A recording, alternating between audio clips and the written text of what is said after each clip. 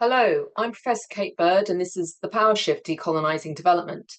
Today we're talking to Kate Moger and Sidhee Patel from the Pledge for Change. They talk about the pledge and how it brings together 13 international NGOs committed to equitable partnerships, authentic storytelling, and influencing wider change. They talk about the importance of public commitments to change, individually and as leaders, about the importance of lived experience in countering Eurocentrism, and about driving change from the majority world. Listen on for more. Welcome to the Power Shift Decolonising Development, the podcast series seeking to bring together thinkers, practitioners, and activists to share ideas, inspire change, and identify tools for practical action. I'm Professor Kate Bird, a socioeconomist and director of the Development Hub. Today's co-host is Nompilo Ndlovu. Over to you, Nompilo. Hello, everybody. I'm Dr. Nompilo Ndlovu. I'm a Zimbabwean living and working in South Africa. I'm an oral historian who applies gender frameworks to my work with communities in Africa.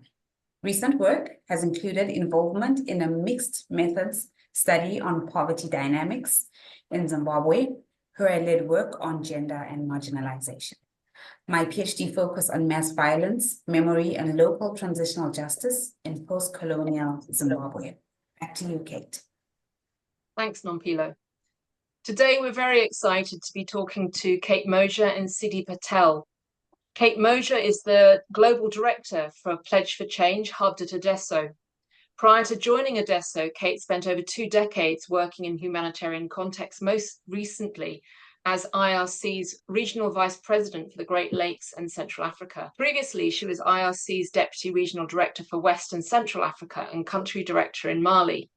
And previously she worked for Save the Children, Sense International, and International Alert. Kate is a feminist who believes that it is possible and necessary to transform the humanitarian sector to be congruent with our stated values. She's excited about working with Pledge for Change on disrupting power dynamics to contribute to an aid ecosystem based on principles of equity, solidarity, and self-determination. Her colleague, Sidhee Patel, is a program officer with Pledge for Change and is actively learning and navigating the humanitarian and development sector. Sidhee has a bachelor's degree in international relations and recently completed the first cohort of the Development Hub Skillshare program, Decolonising Development and Humanitarian Action. So for more on Kate, Sidhee, and the work of Pledge for Change, please click on the show notes below this episode. I'm handing back now to Nompilo to ask our first question. Over to you, Nompilo. Thank you, Kate. Okay, I'm addressing the other Kate now. Could you tell our audiences a bit about Pledge for Change, how it started, and what you are seeking to achieve? Yeah, thank you so much, Kate and Nompilo. Great introductions, and I'm really happy to be here with Sidhee.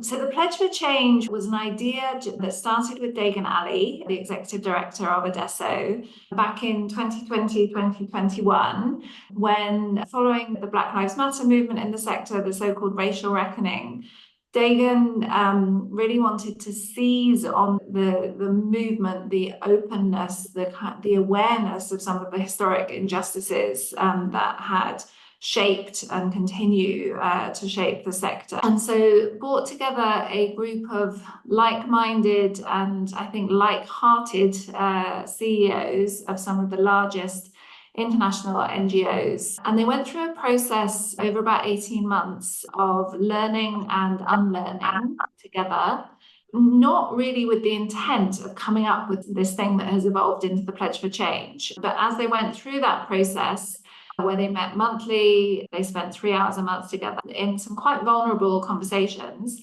They got to the place where they realized that individually as leaders and collectively on behalf of their organizations, they wanted to make these public commitments to change, to do differently, to do better, and to take that learning into tangible action.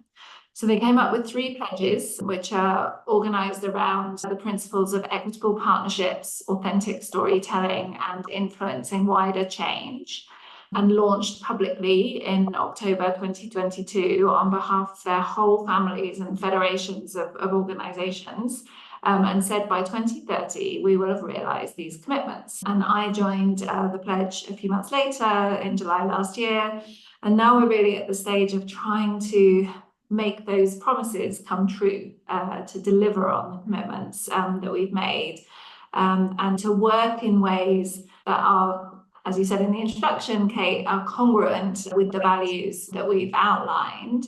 So practicing different ways of partnering, of telling stories, of being in the sector with the hope and expectation that will enable the shift that all of these individual leaders have committed to make that real. Okay, great.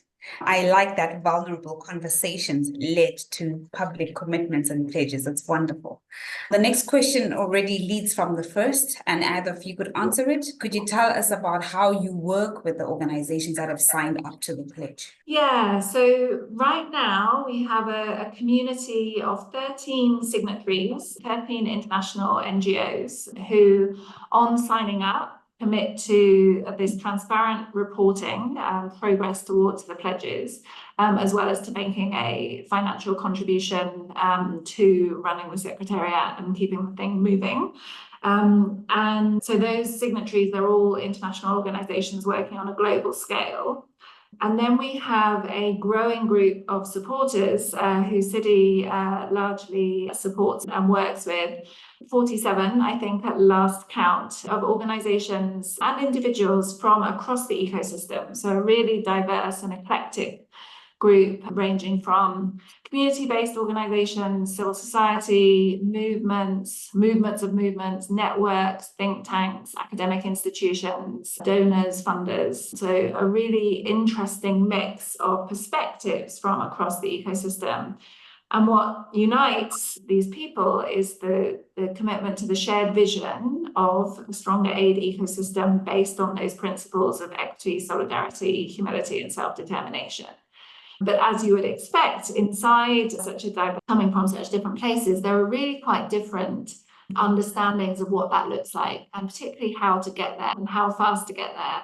And so part of the work that we try and do in our two-person secretariat is create the container for the types of conversations that are needed to get to some shared meaning, some collective understanding about what good looks like, what change looks like.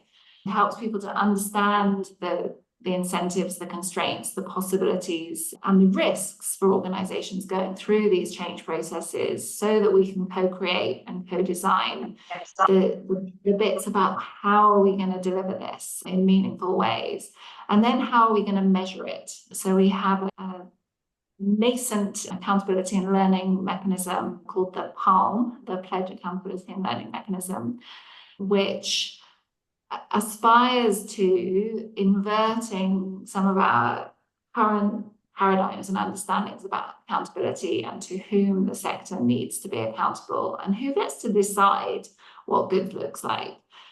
So within that accountability and learning mechanism, there are 3 pillars.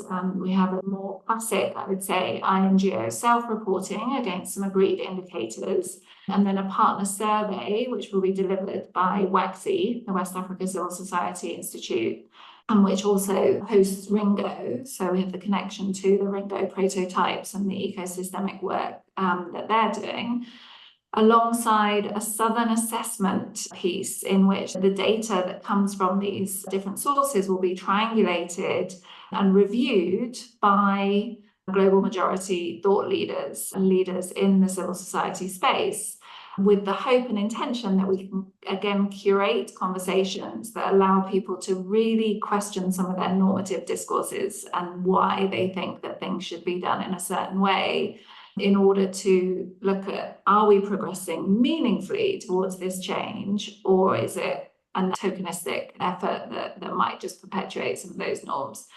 So lots of different ways that we're trying to engage with all of them. I think the other thing I would just say on that is that we're working really hard, Sidhee and I, to not create another centre, to not create another piece of infrastructure, another entity, another organization that needs to take resources out of the system rather than putting them back into the system. So we talk about the importance of the abundance mindset that we bring to this, where we look at these 13 giant INGOs and 47 supporter organizations and the capacity, the energy, the imagination, the vision, the extraordinary resources that they hold, and think about if all of those individuals, teams, and organizations can be moving towards this vision, then we're hopefully onto something quite cool and exciting. Oh, it's beautiful. The principle of the abundance.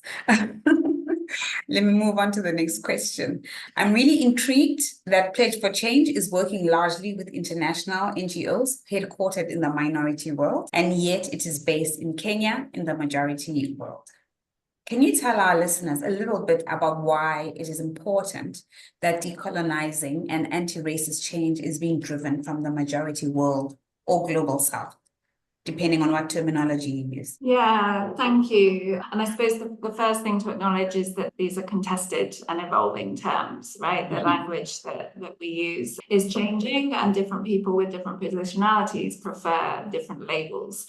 One of the exercises that we did at a recent global gathering with the Pledge participants was to look at the ways those labels work with our embodied selves, positioning ourselves in a room in relation to the terms global north, global south, local, international, and so on, and seeing how that feels as a receiver of it. And I think that a realization for many who've had the privilege to use those terms about others, in fact, it's quite an uncomfortable place. So with that caveat, using the language, using the shortcuts and the shorthand that we have, I would answer that question by saying, again, from Dagon's leadership, I think that at the beginning of this initiative, both Dagon and our Global Advisory Group, which comes, as the name suggests, from around the globe, were very clear at the inception of the idea that initiatives that are designed to localize or to decolonize,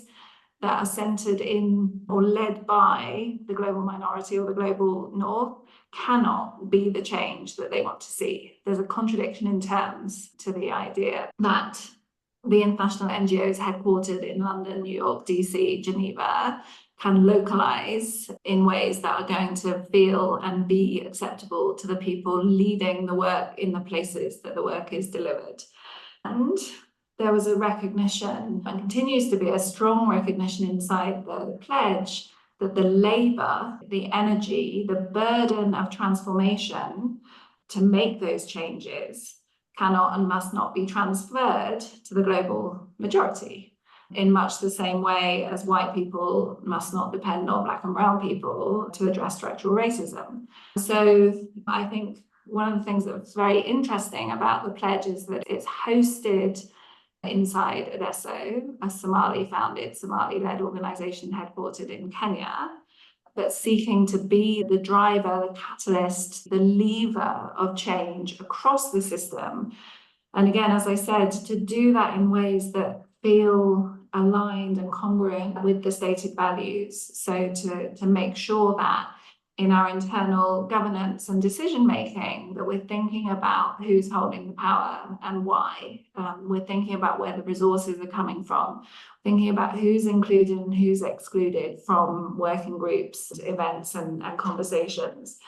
Because it comes from this recognition that you can't make the world different by doing things in the same way. We have to make the world different by doing things differently. And there's an opportunity in this to practice difference. And that can be quite confronting for people because the norms and the approaches that people are used to are quite strong. But I think part of the privilege that I have and the joy that I have in this job is sitting with some of the discomfort and the tensions and the challenge of having those different parts of the ecosystem look at each other from a slightly different perspective, and therefore think about the ways in which they might be able to work together differently. Okay. Alrighty. All right. Kate, you are white and from the UK. You are based in Kenya and working to root out race and coloniality in INGOs in the development and humanitarian sectors, many of them headquartered in the UK. You must have to confront your own power and positionality in order to navigate this difficult territory. Can you tell our listeners and viewers a little bit about your experience of this? Yeah, thanks, Nompilo. And I actually really love this question because it feels like this is where I do most of my work on myself, which informs the way in which I work in the world. But that by no means means that I have a perfect answer or even a complete answer to the question. It feels like a question that's constantly evolving, and that I'm constantly working with. So I've lived on the African continent for 17 years now. And I think over that time, I've learned to hold very differently the white saviorism that I think, if I'm honest, informed a lot of the reason why I was here at the beginning and the earlier parts of my career here. Because as you mentioned, I carry skin color privilege, I carry passport privilege, education privilege, class privilege, and I would say increasingly aware of how those identities and how that privilege has enabled my career and given me access to opportunities and to spaces and to resources and power and status that was not, certainly at the beginning of my career and to some extent still now, available to my African colleagues. I think another set of privileges that I bring around language. I speak fluently the two probably most successful colonial languages on the continent, but I also speak fluent INGO, as I often say.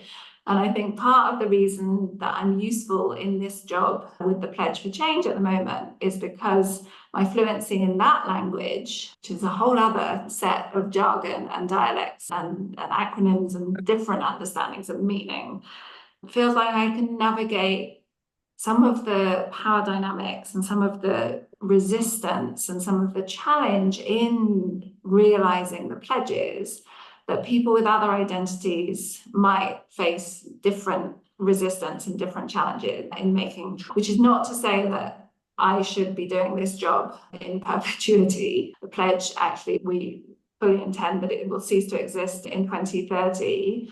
And my hope and expectation is that before that time, it will become more and more of the global majority and led by people with the kind of experience of civil society movement building and change processes led from the South that I don't have and that I can't offer. And I think that's going to be an important part of the pledge indicators of success in the journey that we're on. I suppose the other things that feel important in relation to the question about my power and privilege of the way in which I've been able to learn on this journey from some extraordinary leaders and colleagues, and mostly, if I'm honest, the amazing women of colour who've accompanied me, coached me and mentored me and pushed me and challenged me and told me off when I'm getting it wrong, and helped me to figure out how to get it right so that I can use the power and privilege that I have in different ways to contribute differently. So my decision last year to leave a big INGO where I had a position with a lot of structural power, a lot of resources and high status, and I decided to come into this role with Adeso and with the pledge, it's felt and continues to feel really instructive and sometimes really hard, but really instructive in terms of learning how a different positionality feels in the ecosystem. You know, having spent those 20 years in INGOs, with a set of assumptions about how the system works, to be working for an organization that is positioned differently helps me to see and understand how experience is for others. And I feel like that's really important to the role that I'm doing, because we're asking people to make those kind of shifts. We're asking people to think about how to reposition themselves in the global system. And I hold a bias. I feel like the planet, the ecosystem in which we operate will continue to need all of us. It will continue to need people of all sorts of different positionalities, backgrounds and experience. If we're going to have any chance of mending the damage we've done to this planet and to each other, we're going to have to find different ways of coming together and working together to make that version of global solidarity, of collective action that stops replicating those historical harms and the destructive power relations that mean that my white skin has got me to where I've got to, which I know is a bit of a circular argument, but it feels like an important thing. And maybe I'll just finish by saying my identities and my positionality are always in relation to other people. And so I feel hugely blessed, really, so fortunate to have colleagues like Sidhee and other people in Adeso and in this big community that we're making, who bring very different lived and professional experiences, who really, and I'm looking at Sidhee directly here, who can help me see and hear things that I can't see and hear by myself. I can't access them. So the learning that brings me, which I hope is reciprocal in at least some of the conversations that we're having, just feels like the kind of the magic, and on that micro human level, of interaction feels like the ways in which we can practice working across difference and across power dynamics and across power and privilege towards this sense of shared meaning and understanding and ways of going forward together. Thank you for those very personal reflections and observations. I'd like to hand over to Kate to ask the next few set of questions. Thank you, Nompilo. Sidhee, it's lovely to see you again. I last saw you on our Skillshare program a few weeks ago. You're a program officer at Pledge for Change, and you recently completed our Skillshare program. Can you tell listeners a little bit about your work and what prompted you to work on such a challenging and contested area? Thanks, Kate. It's good to see you in Nompilo again. I work as a program officer and I support the Pledge for Change. My responsibilities entail organizing retreats or supporter sprints which I held earlier this year with the co-facilitator called Mo, and I coordinate communication. So I basically serve as the key contact for the Pledge community and for people who are interested in joining the Pledge for Change. And I also handle the administrative duties. What got me into this work is I started out as an admin assistant, and before that I was very interested in creating my own NGO and helping people out, building schools and taking orphans out of the streets and not have them beg. Unfortunately, my dream is on pause right now. I don't want to say I've stopped pursuing that dream. It's on pause right now because I'm trying to navigate the sector, like you mentioned earlier, and learn how it works. Because when I entered the sector, I learned about the different bureaucracies that exist in the sector, different power dynamics, and how everything is very Eurocentric based. And the lack of Global South leaders having the platform to present their work, their amazing ideas, and things like that. Yeah, I think that's what got me. And then I'm a Kenyan Indian. I unfortunately cannot relate to living in India because I've never been there, but I have lived my entire life in Kenya. So I do acknowledge that I do have a certain positionality where I do have a little bit of privilege, which I acknowledge. And that's what I'm trying to reflect on when I'm working in this sector, to understand that you realize that there are nuanced cultural and social dynamics at play when you're decolonizing development as it is, and other sectors. Yes. Thank you, Sidhee. That's what I want to do. So we discussed Eurocentrism on the Skillshare program. Can you tell me a little bit about your vision for a development sector where development goals and the theory of change is set by the majority world? I would love to share that because I think that's one of my favorite sessions from the Skillshare program, where we talked about how Eurocentrism is embedded into all that we do. It's changing now, which I recognize, and I acknowledge that there are small changes happening in the sector, which is good. And I would love to see more changes happening. For example, we have the big INGOs who can support locally led initiatives. That's actually related to one of the pledge action items that came out from the retreat recently.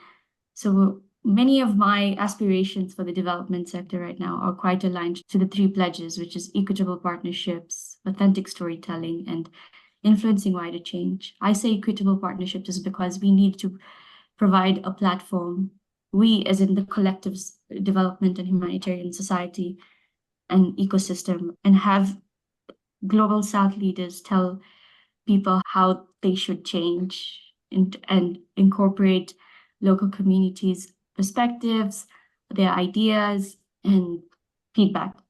The other thing I would say is I would love to see more of global South to South collaborations. For example, I do know that one of our colleagues is campaigning for a library where she is keeping different books on decolonization, and she wants to teach the community about decolonization itself, and it's free for them. So if we do not have access to such things, then I don't think then we will move ahead with decolonization if you do not support locally led initiatives. The other thing is, I would say, valuing people's lived experience. Like Kate mentioned, we're all needed at the end of the day. We all have different perspectives and opinions, and finding a common ground is ideal for the new developed world that we want to see. And I think some of the values that I would love to see and share with everybody would be to be open-minded. We are all human beings. Sometimes we're controlled by emotions, sometimes we're controlled by logic. You just need to give space to everybody to feel what they're feeling at that moment, and then maybe create a space where they can share and you can learn from them, and you can also advise them to move forward. The other thing would be trust, inclusivity, and reducing the marginalization that is being faced by many people of color in the world. Thank you very much, Sidhee. So it's been a real pleasure talking to you, Sidhee, and to you, Kate, on this session today. To finish up, I'd really like it if you could each identify a practical first step that our listeners and viewers can take to embed anti-racist and decolonized action into their professional practice or into their daily lives if they're not in the development and humanitarian sectors themselves. So, Sidhee, could you perhaps suggest a practical step first, and then I'll hand over to Kate to make her input? Sure. I think this has been said before by somebody else, but I'll repeat it. It's to self-reflect. You understand where you're coming from, your positionality, your privilege. You have to understand that some of the thinking or the education that you have gotten is quite based on Eurocentrism. It's a hard word, sorry. But I do want to share this quote that was shared by one of our supporters during the sprint. They said, "Learn who you are and then learn who they told you to be." So I think that's very powerful for someone to think of when you're making the changes that you want. Yeah, thank you. That's a very, very lovely insight. Thank you, Sidhee. Over to you, Kate. Can you suggest your practical intervention or action? Yeah, I love that. I love that, Sidhee. Thank you. And my one individually, I think, is very similar. I think it's to invite questions of yourself and to invite questions of and from others.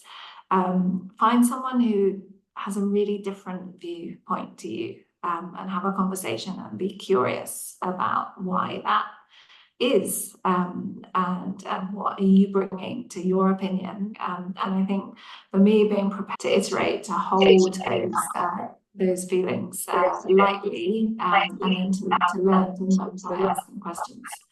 And then it would be remiss of me not to say at this moment, one way that you could do this is to log on to pledgeforchange2030.org and sign up to the newsletter, see whether you'd be interested in joining us as a supporter. I hope you've got a sense of what a very, very cool and interesting and hopefully change-making community it is. And we really welcome other people who would like to join us and co-create what we want this sector to look like going forward. So, thank you. Thank you, Kate. I'd very much encourage our listeners and viewers to do just that. And if you take a look at the show notes for this episode, you'll find useful links like that. So do take a look and take this action forward. So I will hand back to Nompilo now to say her farewells. Thank you both for such deeply personal insights, as well as sharing the amazing work that you do.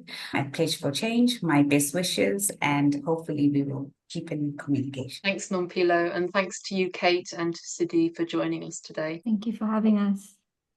Thank you.